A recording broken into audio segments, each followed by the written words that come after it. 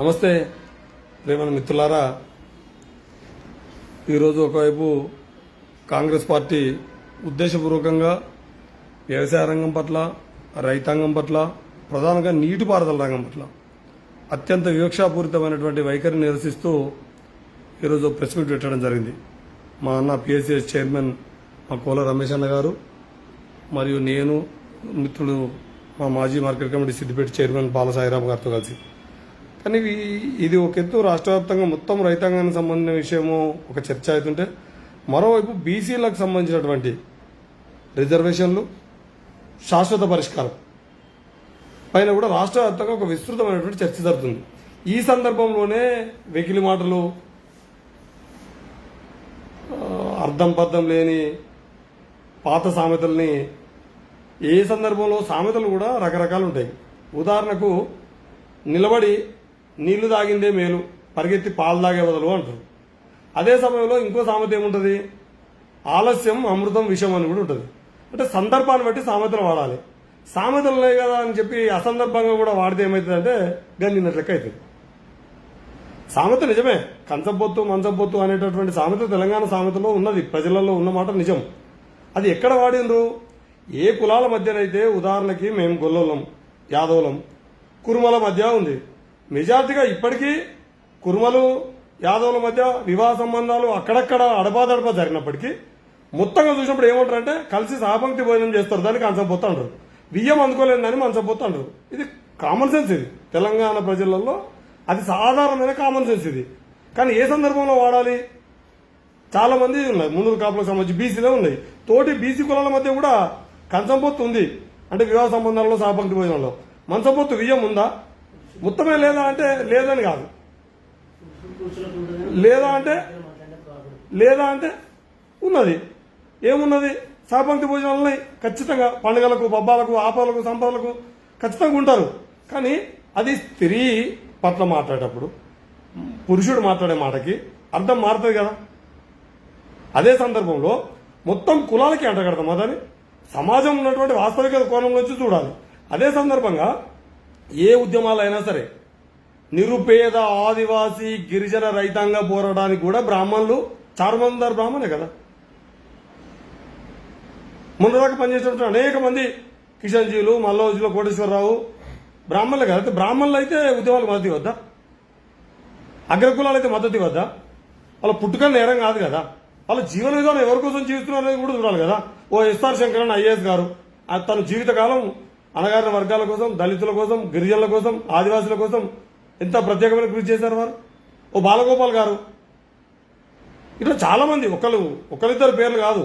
వాళ్ళు పుట్టుక బ్రాహ్మణ కులంలో లేదా సహజంగానే ఆధిపత్య కులాలలో పుట్టిన జీవితంలో అణగారిన వర్గాల కోసము సందర్భంగా పనిచేసినప్పుడు మనం ఆహ్వానించాలి కదా. అదే సమయంలో మిత్రులారా, సమయం సందర్భాన్ని బట్టి సామెతలు ఉంటాయి. కానీ సామెతలు ఉంటాయి అని చెప్పి ఎక్కడ పడితే అక్కడ పిడుక్కు బియ్యానికి అంటారు కదా. పిండికి బియ్యానికి ఒకే మంత్రం మాడినట్టుగా కాదు కదా. ఇంకా పైగా ఆ మాట్లాడుతున్న తీరు బట్టి కదా. ఎవరైనా నోటితోటి మాట్లాడి నొసటితోటి వెక్కిరించినట్టుగా ఆ మాట్లాడుతున్న సందర్భంలో ఉన్న దాన్ని కూడా చూస్తారు కదా. అదే సమయంలో దీన్ని అడ్డం పెట్టుకుని బీసీలకు సంబంధించినటువంటి విషయాలలో ప్రధానంగా బీసీ రిజర్వేషన్లని పక్కదో పట్టించి దారి మళ్లించే కుట్ర కూడా ఒకటి జరుగుతుంది. కాబట్టి లేదు, సమస్య లేదు. ఇట్లాంటి గొడవలు, ఘర్షణలు సమాజంలో వచ్చినటువంటి సందర్భాన్ని బట్టి, అసందర్భంగా వచ్చే ప్రలోభాలను బట్టి అవి జరుగుతూ ఉంటాయి. అట్లని చెప్పి బీసీ ఉద్యమాన్ని కానీ, బీసీ ప్రజల యొక్క ఒక సామాజిక చైతన్యాన్ని కానీ మొత్తం ఇవాళ తెలంగాణ నేల ఒక్క తాటి మీదకి వచ్చింది. ఎట్టి పరిస్థితిలో 42% రిజర్వేషన్ అమలు చేయాల్సిందే, దానికి చట్టబద్ధత కల్పించాల్సిందే. దానికోసం విడివిడిగా అయినా జెండాలు వేరైనా మనందరి ఎజెండా ఒకటే అయ్యి సబ్బండ శ్రామిక కులాలు, ఉత్పత్తి కులాలు, సేవా కులాలు, బహుజన కులాలు, ప్రధానంగా బీసీ కులాలు, ఓవైపు దళితుల, గిరిజనుల అండతోటి ఇవాళ ఈ ఉద్యమం ఉవ్వెత్తున నడుస్తున్నది. దీన్ని ఆ గొడవలను, ఘర్షణలను సాగ్గా చూపెట్టి దీన్ని పక్కదారి పట్టించేటటువంటి విధానాలకి వ్యతిరేకిద్దాం. అంతిమంగా ఖచ్చితంగా 42% రిజర్వేషన్ కేవలము లోకల్ బాడీ ఎన్నికలకే కాదు, దీన్ని విద్యా ఉద్యోగ రంగాలకు విస్తరించాలి. అట్ ది సేమ్ టైం చట్టసభలకు కూడా తీసుకెళ్లాలి. 42% అని అందరూ మనం తెలియకుండానే ఆ చట్టంలో మునిగిపోతున్నాం. రిజర్వేషన్ జనాభా నిష్పత్తి ప్రకారం 56% కదా మిత్రులారా ఉండాల్సింది. 56% రిజర్వేషన్ మనం కూడా మర్చిపోయినాం. ఎందుకంటే వాడు కామారెడ్డిలో వాడిచ్చిన డిక్లరేషన్ 42% కాబట్టి అదన్నా అమలు చేయంటున్నాం. కానీ 42% చట్టబద్ధత కావాలి, 56% జనాభా నిష్పత్తి ప్రకారం పార్టీల టికెట్లు ఇవ్వాలి. ఇది అడుగుతున్నాం మనము. ఎక్కడో అక్కడ మనం కూడా మిస్ అవుతున్నాం. వాళ్ళు ఒక ఎజెండాను మనకి ఇచ్చినట్టు అయిపోతుంది. ప్రజల ఎజెండాని నాయకులు, రాజకీయ పార్టీలు, సంఘాలు అమలు చేసినటువంటి పరిస్థితుల్లోంచి రాజకీయ పార్టీలు ఇచ్చిన ఎజెండాని మనం ముందు తీసుకుపోతున్నాం. అట్లా కాకుండా రేపు ఇందిరా పార్కు దగ్గర బీసీ ప్రజాప్రతినిధుల ఫోరం ఆధ్వర్యంలో ఉదయం 10 గంటలకు ఏకైక ఎజెండా 42% బీసీలకి ఖచ్చితంగా చట్టసభలు, స్థానిక సంస్థల రిజర్వేషన్ చట్టబద్ధత కల్పించాలి, 9th షెడ్యూల్లో చేర్చాలి. అట్ ది సేమ్ టైం విద్యా ఉద్యోగ రంగాలకు సపరేట్ 2 వేరు అమెండ్మెంట్ చేయాలి. ఒకే అమెండ్మెంట్లో 2 రావు. విద్యా ఉద్యోగ రంగాలు వేరు, స్థానిక సంస్థలు వేరు. కాబట్టి స్థానిక సంస్థల్లో రిజర్వేషన్ అమలు చేయాలి, అట్ ది సేమ్ టైం విద్యా ఉద్యోగ రంగాలు అమలు చేయాలి. అట్లే చట్టసభలలో కూడా బీసీ రిజర్వేషన్లకు ఇదే మోకా. ఈ మోకానే భవిష్యత్తులో, గతంలో ఎప్పుడైనా సరే తెలంగాణ సమాజం మొత్తం భారత సమాజానికి మార్గదర్శకంగా ఉంది. ఈ బీసీ రిజర్వేషన్ల విషయంలో కూడా గమ్మత్తైన విషయం ఏంటంటే మిత్రులారా, కొన్ని విషయాలు కడుపు చింపుకుంటే కాలం మీద పడ్డట్టుగా ఉంటుంది. మొన్న నేషనల్ పార్టీ, ఇవాళ కేంద్రంలో అధికారం ఉన్న పార్టీ బీసీనే ముఖ్యమంత్రి అభ్యర్థి అని ప్రకటించింది. ఆచరణలో కనీసం ఎల్పీ లీడర్ కూడా ఇవ్వలేదు. ఇవ్వకుండా ఏం చెప్పారంటే త్వరలోనే బీసీ అధ్యక్షుడు అవుతుండు పార్టీకి, కాబోయేది బీసీ ముఖ్యమంత్రి అని చెప్పి పబ్బాలు అన్ని గప్పాలు కొట్టారు. తెలంగాణ భాషలో అయితే గప్పాలు కొట్టారు. ఇప్పుడు ఏం చేసారు, చివరికి కరెక్ట్ అధ్యక్షుని మార్చేసారు. అధ్యక్షుని మార్చి ఏం చేశారు, ఎవరు పెట్టిన అధ్యక్షుని? మండల్ కమిషన్ సిఫారసుల్ని అమలు చేయాలని చెప్పి ఉవ్వెత్తున దేశంలో ఉద్యమం జరుగుతున్న సమయంలో విశ్వవిద్యాలయాలన్నీ కూడా, కళాశాలలన్నీ కూడా కథన రంగాలైన సందర్భంలో ఇవాళ బీజేపీ పార్టీకి ఉన్నటువంటి అధ్యక్షుడు ఆ రోజు వచ్చి మండల్ వ్యతిరేక ఉద్యమాన్ని, కమండల ఉద్యమాన్ని తీసుకొచ్చి మండల్ వ్యతిరేక ఉద్యమానికి యాంటీగా నిలబడ్డాడు. ఈ రిజర్వేషన్లు వద్దు, రిజర్వేషన్ల వల్ల సమాజం మొత్తం నాశనం అవుతుంది, ధ్వంసం అవుతుంది, విధ్వంసం అవుతుంది అని చెప్పి ప్రతిఘాతుక విప్లవం, ఒక రకంగా సమాజంలో మార్పుకు భిన్నంగా వ్యవహరించినటువంటి ఆ రామచంద్రరావుని తీసుకొచ్చి పెట్టారు. అంటే పర్పస్ ఏందన్నట్టు? ఎట్లాంటి వారిని రేపు నాయకుడు ఎవరు చూపెడుతున్నారు తెలంగాణలో బీసీ సమాజానికి నాయకుడిగా? మండల్ కమిషన్ సిఫారసులని పచ్చిగా వ్యతిరేకించి, అడ్డంగా వ్యతిరేకించి ఉస్మానియా విశ్వవిద్యాలయంలో విద్యార్థి ఉద్యమాన్ని నడిపినటువంటి నాయకుడిని తీసుకొచ్చి జాతీయ భావాల పేరు మీద తీసుకొచ్చి మళ్ళీ పుడుతున్నారు. ఈడ కూడా ఏం జరుగుతుంది కాంగ్రెస్ లో కూడా మిత్రులారా? ఆఖరి ముఖ్యమంత్రి రేవంత్ రెడ్డి అన్నాయని కానీ అదే కాంగ్రెస్ లో బీసీలకు ఏం జరిగింది ఇవాళ మొన్నదాకా ఇప్పటిదాకా కూడా మెల్లగా లోకల్ బాడీ ఎన్నికలలో వరకు మేము అమలు చేస్తామని వరకు చెప్పుకుంటమే ఇక్కడ చట్టం చేసినట్టుగా చెప్పి మేము పోయి ఢిల్లీలో ధర్నా చేస్తామని చట్టబద్ధంగా గవర్నర్కి ఇచ్చి రాష్ట్రపతికి పంపమన్నప్పుడు ఏం చేయాలి? రాష్ట్రపతి దగ్గరికి అఖిలపక్షాన్ని తీసుకుపోవాలి. కానీ అక్కడ తోండి చేశారు. పోనీ కులగణంలో చాలా క్రియాశీలకంగా పాల్గొనడం ముఖ్యమంత్రి అంటే మీ అందరూ తెలుసు. ఎంత నత్తనడకైనా ఎన్ని రకాలుగా ఒత్తిడి చేస్తే తప్ప డెడికేషన్ కమిటీనే లేదు. అట్లా లెక్కల కాడ కానీ, లెక్కలు ప్రకటించే కాడ కానీ, రిజర్వేషన్ అమలు చేసే కాడ కానీ ఎక్కడ కూడా సూత్రబద్ధంగా వివరించకుండా ఏడ అవకాశం దొరికితే ఆడ పారిపోవడానికి కావాల్సినటువంటి ఓ దొడ్డిదారిని చూసుకొని దీన్ని అమలు చేస్తాం మేము అమలు చేస్తాం అనుకుంటూ ఆయననే మోదాలు చెప్తున్నాడు. మేము ప్రయత్నం చేస్తాం, ఎవరన్నా కోర్టుకు పోతే మేము మాత్రం బాధ్యులం కాదు, మీరే బీస్తాకాలు చూసుకోవాలి. అదేంది కోర్టుకు పోతే మేము చూసుకుంటేంది? అడ్వకేట్ జనరల్ పెట్టి వాదించాల్సిన వారైతే ప్రభుత్వం పక్షాన అసలు కోర్టులో నిలబడడానికి కావాల్సిన విధంగా చట్టం చేయాలి. రాజ్యాంగ భద్రత కల్పించడానికి 9th షెడ్యూల్ చేసడానికి అఖిల పక్షాన్ని తీసుకొని పోవాలి. అంటే అసలు విషయాన్ని, అంటే కుండకు నువ్వే చిల్లు పెట్టి కారిపోకుండా చూసుకోరేంట, జల్లెడతో నీళ్ళు తెమ్మంటావు మమ్మల్ని. ఇప్పుడు ఊళ్ళలో సామెత ఉంటుంది, ఉనకతోటి తాడు వేను జల్లెడ నీళ్ళు తీసుకురా అన్నట్టు చెప్తావు మమ్మల్ని. నువ్వే జల్లెడ పెడతావు, నీళ్లు తెమ్మంటావు, నువ్వే కుండకు సిల్లు కొడతావు, నువ్వే మళ్ళీ మమ్మల్ని నీళ్లు పోయి ఆ గోళం నింపంటావు. కింద గోళం నువ్వు సంబంధించిన అడుగు తీసిన గోళంలో సిల్లు పడ్డ కుండ తీసుకొచ్చి నీళ్ళు నింపంటావా? అది కదా సిల్లు ఏంటిది? ఇలా ఎవరైనా కోర్టుకు ఎందుకు పోతారు? చట్టబద్ధత లేదని ఎందుకు పోతారు కోర్టుకు? నువ్వు చట్టబద్ధత కల్పించకపోతే పోతారు. చట్టబద్ధత నువ్వు ఎట్లా కల్పించాలి? 9th షెడ్యూల్లో చేర్చాలి కదా. తమిళనాడు ఎగ్జాంపుల్ ఉంది కదా. అట్లా కాకుండా ఇవన్నీ చేస్తూ ఉండి ఇక చాలా మంది మిత్రులు ఇక మాట్లాడతారు, మీరు ఈ పార్టీలు ఉన్నారా ఆ పార్టీలు ఉన్నారు. నేను బీసీ బిడ్డగా మాట్లాడుతున్నా మిత్రులారా, బీసీ బిడ్డగా. అవును, ఆ రోజు కూడా కేసీఆర్ చట్టం చేసిండు, అసెంబ్లీలో తీర్మానం చేసిండు. కానీ సేమ్ ఇప్పటికైనా అప్పుడు జరిగింది కాబట్టి కదా ఇప్పుడు అది మీరు కామన్ డిక్లరేషన్ పెట్టుకున్నారు.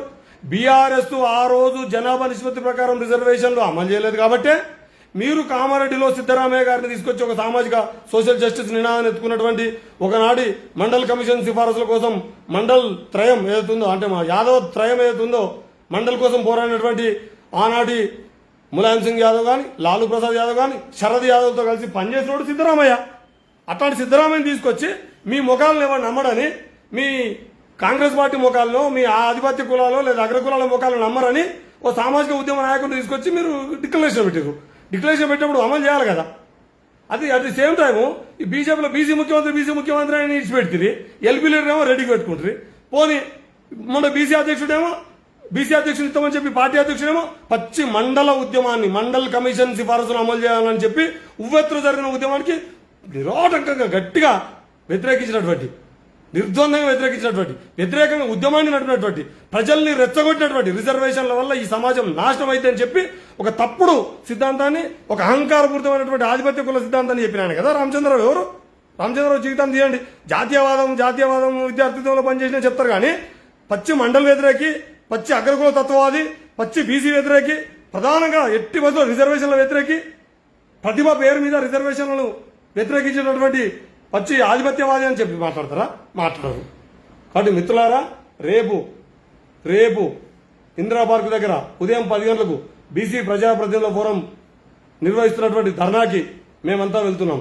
నాతో పాటు మిత్రులు సామాజిక ఉద్యమ నాయకులు, తెలంగాణ ఉద్యమ నాయకులు, మా అన్న కోల రమేష్ గౌడ్ గారు, నగునూరు బీఎస్సీ చైర్మన్ గారు, అదేవిధంగా లక్కరసు ప్రభాకర్ వర్మ గారు, పెరిక కుల సంఘం రాష్ట్ర అధ్యక్షులు, వారు పూర్తిస్థాయి బాధ్యతలు తీసుకొని సిద్దిపేట నుంచి మేము ఒక బృందంగా మేము సిద్దిపేటని కేంద్రంగా చేసుకొని గత చాలా కాలంగా మేము బీఆర్ఎస్ పార్టీ అధికారం ఉన్నప్పుడు కూడా సిద్దిపేటలో బీసీ మహనీయులకు సంబంధించినటువంటి మండల్ జయంతిని కానీ, మండల్ వర్ధంతిని కానీ, మండల్ డేని కూడా అంటే మండల్ కమిషన్ సిఫారసుని పార్లమెంట్లో ఆమోదించిన రోజున మండల్ డేగా జరుపుతాం. ఆగస్టు 7 మేము మండల్ డేని కానీ మేము సిద్దిపేటలో జరుపుతూ బీసీ మహనీయులకు సంబంధించినటువంటి జయంతుల్ని, వర్ధంతుల్ని, వివిధ బీసీకి సంబంధించినటువంటి ఇష్యూ వచ్చినప్పుడల్లా మేమందరం ఒకే తాటి మీద ఉండి సిద్దిపేటను ఒక రాజకీయ, ఒక సామాజిక న్యాయ కేంద్రంగా కూడా సిద్దిపేట నడుపుతున్న వాళ్ళం.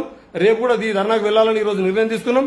ఇప్పుడు మా అన్న కూడా 2 నిమిషాలు మీతో మాట్లాడతాడు. కోల రమేష్ గౌడ్ గారు, రేపు ధర్నాకు పోతున్నావా, వస్తున్నావా, ఏ రోజు వస్తున్నారు? తప్పకుండా రేపు జరిగే ధర్నాకు మేమందరం కూడా సిద్దిపేట నుండి బయలుదేరుతా ఉన్నాం.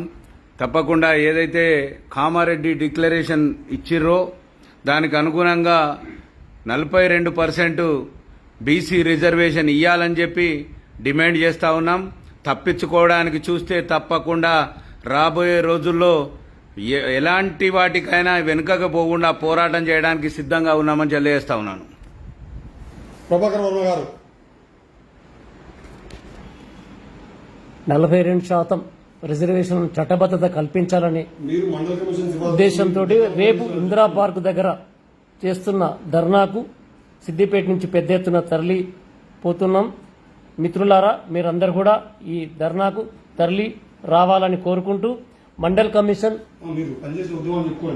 మేము ఇప్పుడే కాదు గత 30 సంవత్సరాల నుంచి బీసీ ఉద్యమంలో పాల్గొంటున్నాం. పార్టీలకు అతీతంగా మేము ఏ పార్టీలు ఉన్నా కానీ బీసీ నినాదంతో మేము ముందుకు పోతున్నాం. అదే నినాదం కట్టుబడి ఉన్నాం. ఖచ్చితంగా అన్ని పార్టీలను కూడా 42% మద్దతు ఇవ్వాలి. అన్ని వర్గాలు, అగ్రకుల పేదలతో సహా అన్ని వర్గాలు, అన్ని మతాలు, అన్ని కులాల వాళ్ళు ఈ 42% రిజర్వేషన్ కు సంబంధించి చట్టబద్ధత కల్పించడానికి అందరి మద్దతు మేము కోరుతున్నాం. మీరందరూ మద్దతు తెలపాలని కోరుకుంటున్నాం. ఇది మిత్రులారా, ఇప్పుడు లైవ్ లో కొందరు మిత్రులు వివిధ పార్టీలలో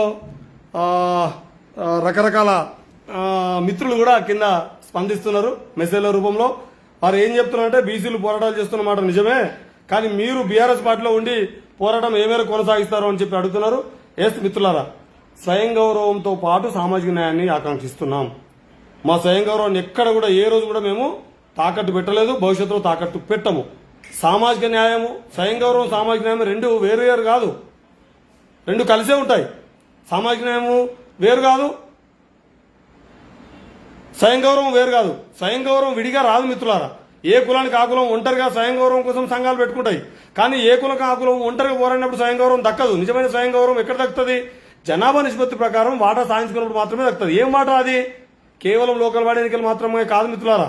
విద్యా ఉద్యోగ రంగాలతో పాటు, అభివృద్ధి సంక్షేమ రంగాలతో పాటు చట్టసభల్లో కూడా జనాభా నిష్పత్తి ప్రకారం వాటా దక్కినప్పుడు మాత్రమే నిజమైనటువంటి సామాజిక న్యాయం, సంపూర్ణ సామాజిక న్యాయం అప్పుడే సాధ్యమవుతుంది. నాకు ఆ విషయంలో పూర్తి స్పష్టత ఉంది. కానీ అది చాలా మంది ఏమంటారంటే మొన్న ఎందుకు మాట్లాడలే అని. చాలా మంది ఏం పెడుతున్నారంటే మొన్న ఎందుకు మాట్లాడతలేరు అంటారు. ఇట్లా కాదు కదా మిత్రులారా. ఈ భారతదేశంలో స్వతంత్రానంతరము మొదట ప్రధాన సమస్య ఏమొచ్చింది? మనం విదేశీ శక్తుల నుంచి మన స్వాతంత్రాన్ని మనం తీసుకుని అప్పుడు దేశ విభజన సమస్య వచ్చింది.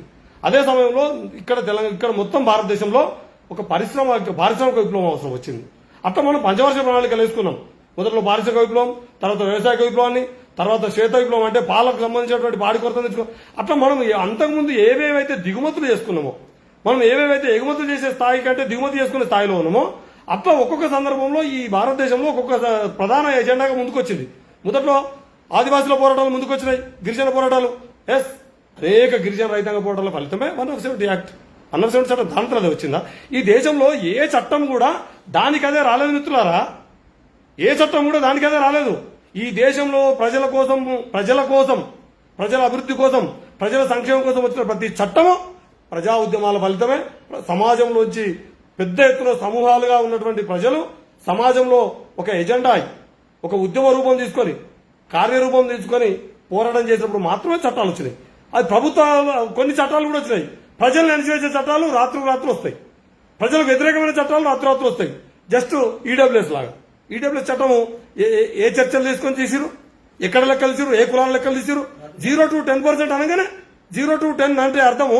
మేము చాలా అప్పుడప్పుడు నాకు కూడా గూగుల్ పే ఉంది, ఫోన్ పే ఉంది మిత్రులారా. ఆ గూగుల్ పేలో అప్పుడప్పుడు రివార్డ్స్ అని వస్తాయి. 5 రూపీస్ టు 100 రూపీస్ అని, 6 రూపీస్ టు 100 రూపీస్ అని. ఎన్నడూ 5 రూపీస్ 6 రూపీస్ తప్ప రావు ఎప్పుడు పైసలు. అంటే 2 అంటే అర్థము మాక్సిమం కాదు, మినిమం అని అర్థం. కానీ ఎక్కడ కూడా 0 to 10%, అప్ టు 10% అంటే 10% వేసేసారు. అది ఎట్లా చట్టబద్ధం చేసారు? దాన్ని రాజ్యాంగబద్ధం చేసి రాత్రి అన్ని పార్టీలు ఒకటై కథ పార్లమెంట్ చట్టం చేసారు. ఇక మా చట్టం చేసేందుకు వచ్చేవరకల్లా ఏళ్ళకెళ్ళు దశాబ్దాలు పడుతుంది. మొన్నటిదాకా తెలంగాణ ప్రాంతీయ ప్రజాసంఘ ఉద్యమం ప్రధానం అనుకున్నాం. 2 దశాబ్దాలు ఈ మట్టి బిడ్డలుగా తెలంగాణ ఉద్యమంలో కూడా రకరకాల వేదికల మీద, వేదిక ఏదైనా కానీ, సందర్భం ఏదైనా కానీ, స్వయం పాలన కోసం, స్వయం పాలన కోసం కొట్లాను. ఇప్పుడు తెలంగాణ సాధించుకున్నాం. 10 సంవత్సరాలు అయింది. 10 సంవత్సరాలలో ప్రధానంగా నీటి రంగం మీద ఆ రోజు ప్రియారిటీ ఏమనుకున్నాం? నీళ్లు, నిధులు, నియామకాలు అనుకున్నాం. నీళ్లు, నిధులు, నియామకాలు ఓ మేరకు సాధించుకోగలం. 1,50,000, 1,10,000 వాళ్ళు వేసారు. ఆ పెండింగ్ ఉన్న ఇంకో 60,000, 70,000 ఉంటే వాళ్ళు ఇచ్చినారా, ఈయన కలిపించి ఈయన నేనే కొంచెం ఉప్పేసి మొత్తం పప్పంతా నాదే అన్నట్టుగా 7,000 ఉద్యోగాలు ఇచ్చినారు. 43,000 పాత ఉద్యోగాలే, అన్ని కలిపి 60,000 ఇచ్చినా అని చెప్పుకుంటుండే. 53,000 పాత నోటిఫికేషన్. ఏదేమైనా సరే ఓ మేరకైతే ఇప్పుడు ఆ 1,25,000, ఈ 50,000 కలిపి 1,70,000 ఉద్యోగాలు తెచ్చిన తెలంగాణ రాష్ట్రం సాధించుకుంటే కొంచెం వాస్తవాలు మాట్లాడుకుందాం మిత్రులారా. అంటే నిధులు వచ్చినాయి. నీళ్లు కూడా మనకు అంతకుముందు గోదావరి నీళ్లు ఇంత వాడుకున్నామా? ఇవాళ 280 టీఎంసీలు, సుమారు 410 టీఎంసీలకు సరిపోయాయి రిజర్వాయర్లు, బ్యాలెన్సింగ్ రిజర్వాయర్లు, చెక్ డ్యాములు, పైప్ లైన్లు, అవేంటి పంప్ హౌజులు ఓ మేరకు వినియోగంలో తెచ్చుకున్నామా లేదా? మిట్ట ప్రాంతమైనటువంటి తెలంగాణలో 560 మీటర్ల నీళ్లు మీదికి ఎత్తిపోతలు పెట్టుకున్నామా లేదా? ఓ మేరకు నేను అనేది పూర్తి సంపూర్ణంగా ఇప్పటికి గోదావరి జిల్లాలో మన వాటా పాత లెక్క ప్రకారం 960 టీఎంసీలు మనం వాడుకుంటూనే లేము. మన నిల్వ సామర్థ్యమే ఇప్పుడు నీటి నిల్వ సామర్థ్యం 410 టీఎంసీలు. అవి వాడుకుంటూ వచ్చేది 800 టీఎంసీలే. ఇప్పటికీ తెలంగాణలో ఉన్న రిజర్వాయర్లు అన్ని చెక్ డ్యాములు నీళ్ళు అన్ని నింపుకుంటే కూడా 800 టీఎంసీలు దాటాయి. కానీ మనకు ఆల్రెడీ గోదావరిలో ఉమ్మడి ఆంధ్రప్రదేశ్ ఇచ్చిన వాటే 970 ఉంది. వరద జలాలు కాక నికర జలాలే. ఇంకా వరద జలాల్లో మళ్ళీ 1950 టీఎంసీలు వస్తాయి. మొత్తం 2,800 టీఎంసీల పైచీలకు మన గోదావరిలో వాటా ఉన్నాయి. అట్లా నీళ్లు, నిధులు, నియామకాలు ఇప్పుడు సామాజిక న్యాయం ప్రధాన ఎజెండా అయింది. తెలంగాణ సమాజంలో కానీ, దేశంలో కానీ ఒక్కొక్క సందర్భంలో ఒక సామాజిక సమస్య ప్రధాన ఎజెండా అవుతుంది. ఇవాళ దేశవ్యాప్తంగా మండల్ కమిషన్ సిఫారసులు అమలు చేసినాడు దేశవ్యాప్తంగా. ఆ రోజు అయితే దాన్ని డైవర్ట్ చేయడానికి కమండలం దీక్షలు తీసుకొచ్చారు. మండల్కు ఆల్టర్నేట్ కోసం అంటే మండల్ని పక్కదో పడిచేందుకే కమండలం వచ్చింది. కమండలం మీద రామజన్మభూమి మండల్కు ఆల్టర్నేటివ్ మందిర్ తెచ్చారు. ఆ మందిర్లో ఏం చెప్పారు? బీసీలంతా హిందువులమే కదా, మనం హిందువులం, బంధువులం, గంగ సింధు బిందువులం అని చెప్పి కథం కలుపుకొని పేరు. ఈ బీసీ తోటి బీసీలే ఉద్యమం లేకుండా అటువైపు మళ్ళీ ఇలా చూస్తున్నారు కదా. ప్రధానంగా మేము యాదవ్ను, నేను శ్రీహరి యాదవ్ను మాట్లాడుతున్నా. ఉత్తరప్రదేశ్లో యాదవ్ భాగవతం చెప్తే కూడా అని గుడి పట్టించారు. మేము పాలు పెరుగునే ఈ సమాజానికి ఇస్తే మా మీద ఆ పాపం ఆడదాన్ని తీసుకొచ్చి చూపిస్తారు. ఇది గంగ సింధు బిందువులేనా? హిందువులు, బంధువులు, గంగ సింధు బిందువులు చెప్పేటి అని ఇవన్నీ. ఇది సమాజంలో ఒక అంతరం పెరుగుతుంది రోజు. ఏ అంతరం పెరుగుతుంది? పెరుగుతున్నటువంటి అభివృద్ధి నమూనా, మోడల్ ఆఫ్ డెవలప్మెంట్ ఏదైతుందో, శాస్త్ర సాంకేతిక రంగాలు కానీ, కాంట్రాక్టులు కానీ, ఎక్కడెక్కడ ఆదాయ వనరులు ఉంటాయో అక్కడక్కడ బీసీలు ఒక రకంగా ఆర్థిక రాజకీయ అంటరానితనానికి గురించి. అంటరానితనం అంటే అర్థం నాట్ టచబుల్ కాదు మిత్రులారు, ముట్టుకుడు కాదు. అంటరానితనం అంటే నిరాకరించడం. అంటే అభివృద్ధి రంగంలో ఇవాళ ప్రధాన అభివృద్ధి రంగం ఏదో పారిశ్రామిక రంగం. ఒక్క బీసీ పారిశ్రామిక ఎత్తున్నాడు ఈ దేశంలో. సినిమా రంగం ఒక్క బీసీ నిర్మాత ఎవడన్నా ఉన్నాడా? అడపా కాపులు వచ్చి వాళ్ళు బీసీలు అని చెప్తున్నారు. ఆంధ్ర కాపులు బీసీలు కాదు మిత్రులారు. అట్లే ప్రధాన వనరులు కాంట్రాక్టులు, ప్రధాన వనరులు banking sector, private banking sector, ప్రధాన వనరులు ఆయిల్ కంపెనీలు, ప్రధాన వనరులు లిక్కర్ కంపెనీలు, ప్రధాన వనరులు ఎయిర్పోర్టులు, పోర్టులు, ప్రైవేట్ ఏజెన్సీలు, గోల్డ్ మైన్స్ లేదా మైన్స్, అన్ని రకాల మైన్స్. ఇవాళ ఉదాహరణకు ఈ దేశంలో ప్రధాన కంపెనీ ఓ అంబానీ, ఓ అదానీ, ఓ పోస్కో, ఓ వేదాంత, ఓ టాటా, ఓ బిర్లా, ఎవరన్నా బీసీ ఇలా ఇది కదా. ఇవన్నీ విషయాలు మాట్లాడతారు. ఒక్కసారి బయటకు వచ్చినాక వాళ్ళు ఏంటో తెలుసుకుని నేనెవరో తెలుసుకోవాలి. నేనెవరు, నేను ఏడున్నానో తెలుసుకుంటే నేను ఈ భారత మాత ముద్దు బిడ్డను, ఈ భూమి పుత్రుణ్ణి, నేను ఈ సంపదలో, ఈ దేశ సంపదలో, ఈ దేశ అధికారంలో నాకు వాటా దక్కాల్సి ఉంది. నేను నిర్లక్ష్యానికి గురైనా, వివక్షకు గురైనా, ఇప్పుడు రాను రాను మరింత అంటరాంతానికి గురవుతున్నా అనే విషయం ఇప్పటి తరం తెలుసుకున్నది. ఖచ్చితంగా లెక్కలు తేలాలనేది, అందుకే లెక్కలు తేలాలనేది కేవలం లెక్కలతో పెడతాను కాదు, ఎవరెంత పర్సంటేజ్ ఉన్నారని కాదు, ఉన్న పర్సంటేజ్ దక్కించుకునేందుకే. కాబట్టి మిత్రులారా, ఇంకా ప్రశాంతంగా మరో సందర్భంలో మాట్లాడుకుందాం. రేపు ఇందిరా పార్క్ దగ్గర జరిగేటటువంటి ధర్నాకు మీరందరూ రండి. నేను వెళ్తున్నా. బీసీ ఉద్యమం ఉవ్వెత్తున నడుస్తున్న సందర్భంలో దీన్ని సొమ్ము చేసుకోవడానికి, అంటే రాశి కుప్ప పోసిన తర్వాత కుప్ప ఎత్తుకపోవడానికి అందరు ప్రయత్నం చేస్తారండి. రకరకాలు చెరువుల నీళ్లు నిన్నాక అందరు చేరుతారు. ఇవాళ బీసీ ఉద్యమం సామాజిక ఎజెండా అయింది. ఏ ఒక్క నాయకుడో చింతపండులో, బత్తాయిలో వాళ్ళు రసాలు పెడితే నడిచే ఉద్యమం కాదు ఇప్పుడు ఇది. ఎవరికి వారు ఈ ఉద్యమాన్ని సొమ్ము చేసుకుందామని చూస్తా ఉన్నారు. అందరూ చూస్తారు. సహజంగానండి. సమాజంలో రాజకీయాలు ఏంది ఎక్కడ, రాజకీయ పార్టీలు ఎంటర్ కాని ఎక్కడ ఉంటుంది. ఎవరి ప్రయత్నం వాళ్ళు చేస్తుంటారు. కానీ సమాజం ఒకటి మనల్ని గమనిస్తూ ఉంటుంది. ఎవరికి నీతి ఉంది, ఎవరికి నిజాయితీ ఉంది, ఎవరు నిబద్ధతతో ఉన్నారు, అంతిమంగా సమస్యల పరిష్కారం కోసం నిలబడే వాళ్ళు ఎవరు, వాళ్ళ గత జీవితాలు కూడా చూస్తారు. తాత్కాలికంగా కొంచెం ఉద్యమం నడవగానే కొంత మీడియా రంగంలో చేతులు ఉన్నోళ్ళు, కొంత ఆర్థిక వనరులు చేతులు ఉన్నోళ్ళు, కొంత హంబక్ చేసి ఐజాక్ చేద్దామని చూస్తూనే ఉంటారు. ఇది ఇప్పుడే కాదు, సమాజంలో ప్రతి సందర్భంలో ప్రతి సామాజిక ఉద్యమాలలో ఇట్లాంటి ఒక బ్యాచ్ ఉంటుంది. సామాజిక ఉద్యమాల్ని తమ కనుసన్నులో నడవాలని కొందరు, తమ కంట్రోల్లో ఉండాలని కొందరు, తామే దీనికి మొత్తం బురుడు పోసినాం, మేమే మొదలుపెట్టి, మేమే ఆరంభకులం, మేమే ప్రారంభకులం, మేమే శూరులం అని చెప్పుకుంటూ కూడా ఉంటారు. కానీ ప్రతి వాళ్ళ జీవితం గమనిస్తూనే ఉంటారు కదా సమాజం. నీ జీవితంలో, నీ విద్యార్థి దశలో నువ్వు ఎక్కడున్నావు, నీ యవ్వనంలో నువ్వు ఎక్కడున్నావు, నీ సామాజిక ఉద్యమం నడుస్తున్నప్పుడు నువ్వు ఎక్కడున్నావు, సామాజిక సంఘర్షణ జరిగినప్పుడల్లా ఆ సంఘర్షణ నువ్వు ఎటువైపు నిలవడం అని సమాజం చూస్తూనే ఉంటుంది. ఖచ్చితంగా రేపు భవిష్యత్తులో జరగబోయేటటువంటి సామాజిక ఉద్యమంలో, జనాభా నిష్పత్తి ప్రకారం అన్ని రంగాల్లో వాటా దక్కించుకునేటటువంటి ఉద్యమంలో మేమెంతో మాకంత సింపుల్ అండి. ఇలా ఎవరిది మాకొద్దు, మేమెంతో మాకంత. మా తోటి శ్రామిక, అణగారిన, ఉత్పత్తి, సేవా కులాలందరిది అదే బాట.